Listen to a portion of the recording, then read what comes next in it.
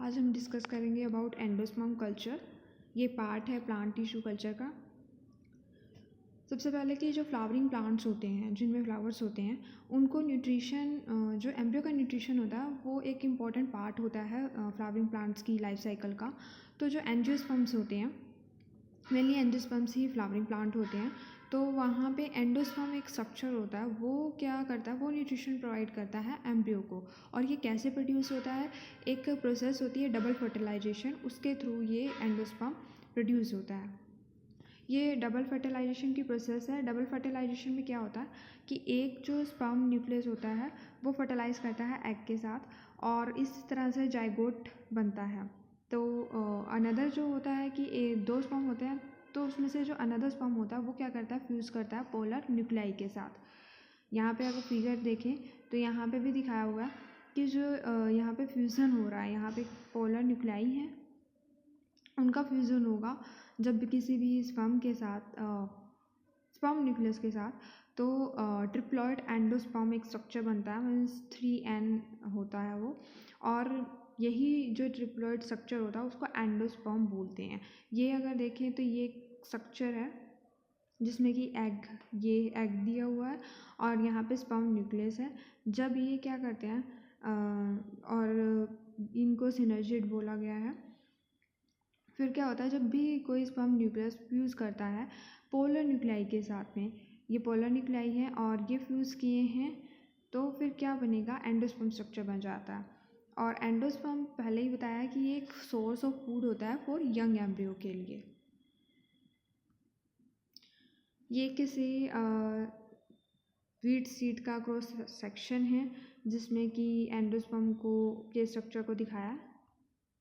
अब इसकी हिस्ट्री, जो लैम्पे एंड मिल्स थे 1933 में, उन्होंने सबसे पहले रिपोर्ट किया था कि अगर इमेच्योर एंडोस्पर्म टिश्यू लिया जाए मेज का और उसको ग्रो किया जाए मीडियम पे, जिस मीडियम के अंदर क्या हो, एक्सट्रैक्ट ऑफ पोटैटो हो, तो फिर क्या होगा कि प्रोलिफ्रेशन हो गई थी, मीन्स प्लांट बन गया था इमेच्योर एंडोस्पर्म टिश्यू लेकर के। फिर नेक्स्ट जो साइंटिस्ट थे लारियो, 1947 में, उन्होंने ऑब्जर्व किया कि जो मेज होता है उसमें पेरिकार्प जो स्ट्रक्चर होता है वो तो रप्चर्ड हो जाता है, एंड जो एंडोस्पर्म होता है उसमें एक टिश्यू मास होता है, वाइट टिश्यू मास। सहगल थे 1974 में, उन्होंने क्या किया, होडियम एंड ट्रिटिकम, उनके इमेच्योर एंडोस्पर्म को आइसोलेट किया और उसके बाद उसको कल्चर्ड किया। तो इन्होंने ये कल्चर किया था इमेच्योर एंडोस्पर्म को होडियम एंड ट्रिटिकम के। देन नेकोना एट ऑल 1975, उन्होंने क्या किया था, इमेच्योर एंडोस्पर्म लिया ओरिएजा स्टाइवा का, राइस का, और उसको कल्चर किया। तो क्या हो गया, ऑर्गेनोजेनेसिस इंड्यूस्ड हो गई, मीन्स रूट एंड शूट पूरा कंप्लीट प्लांट बन गया था। अब एंडोस्पर्म कल्चर के लिए क्या क्या चीज़ें ज़रूरी हैं। सबसे पहले तो एज बहुत इंपॉर्टेंट होती है एंडोस्पर्म की, क्योंकि वो मेनली ग्रोथ के लिए इंपॉर्टेंट होती है, तो एज एक मेन फैक्टर है।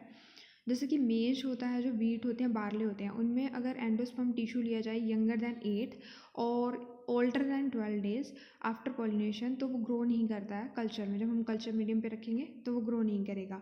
तो मीन्स एज एक इम्पॉर्टेंट फैक्टर होगी कि किस एज का एंडोस्पर्म लेना है। इसी तरह से अगर एंडोस्पर्म क्यूक्यूमिस में लिया गया था, जब आफ्टर पॉलिनेशन के 4 to 7 डेज बाद उसको जब एक्सरसाइज किया गया और फिर ग्रो करवाया गया तो वो अच्छे से ग्रो कर गया था। देन मीडिया रिक्वायरमेंट, कि जो एंडोस्पर्म है उसको क्या क्या मीडियम में चाहिए होता है, उसके लिए मीडियम में आप साइटोकाइनिन को भी ऐड कर सकते हो या फिर कॉम्बिनेशन हो सकता है साइटोकाइनिन और ऑक्सीन का। जो ऑटोट्रॉफिक मेंबर होते हैं, यानी जो खुद खाना बना रहे होते हैं, उनके लिए चाहिए होता है केसीन हाइड्रोलाइसेट और east extract is also essential. इसी तरह जो एंडोस्पर्म है, सेंटलम अल्बम, कोरोटोन, बॉन प्लांडियनम, रिसिनस कॉम्युनिस, इनको भी ग्रो किया जा सकता है वाइट मीडियम। ये टाइप होता है मीडियम का, जैसे MS मीडिया होता है वैसे ही वाइट मीडियम होता है। प्लस उसके अंदर क्या कंटेन होना चाहिए, 2,4-D, ये सारे ग्रोथ हार्मोन्स हैं, एंड काइनेटीन एंड ईस्ट एक्सट्रैक्ट, तो फिर ये ग्रो कर जाएंगे, इसी तरह ग्रो कर सकते हैं।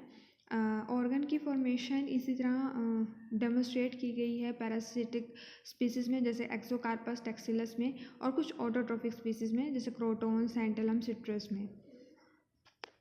अब ऑर्गेनोजेनेसिस इसी तरह से और किस में देखी गई है, जैसे राइस, एप्पल, सिट्रस, सैंटलम, क्रोटॉन, इनके अंदर तो ऑर्गेनोजेनेसिस ऑब्जर्व की गई है। जो रिसिनस कॉम्युनिस, जीएमएस एंड क्यूक्यूमिस है, उनमें क्या हुआ था, मैच्योर एंडोस्पर्म को एक्साइज किया था और उसको ग्रोथ मीडियम पे रखा था। तो क्या हुआ कि कैलस टिश्यू बन गया। कैलस क्या होता है, अनडिफरेंशिएटेड मास ऑफ सेल होता है, तो अनलिमिटेड ग्रोथ हुई, बट ऑर्गेनोजेनेसिस यहाँ पे ऑब्जर्व नहीं की गई।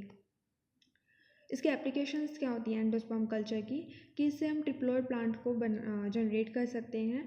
वैंग एंड शैंग 1978 में उन्होंने ट्रिप्लोइड प्लांट बनाया था फ्रॉम सिट्रस से, उनके एंडोस्पर्म को लिया एंड देन कल्चर कर दिया।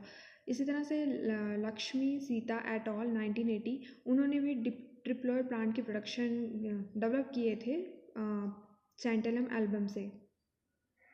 अभी प्रेजेंटली बहुत सारे क्रॉप स्पीसीज हैं, जैसे बनाना, एप्पल, बीट, टी, मलबेरी, जिसमें कि जो ट्रिप्लोइड प्लांट्स जनरेट हो रहे हैं वो कमर्शियली यूज़ किए जा रहे हैं। इसी तरह से एंडोस्पर्म जो है वो एक नर्स टिश्यू की तरह भी यूज़ कर सकते हैं हाइब्रिड एम्ब्रियो को रेज करने के लिए, क्योंकि ये तो एक तरह से फूड है एम्ब्रियो के लिए, यंग एम्ब्रियो के लिए। तो ये सारा डिस्कशन था अबाउट एंडोस्पर्म कल्चर।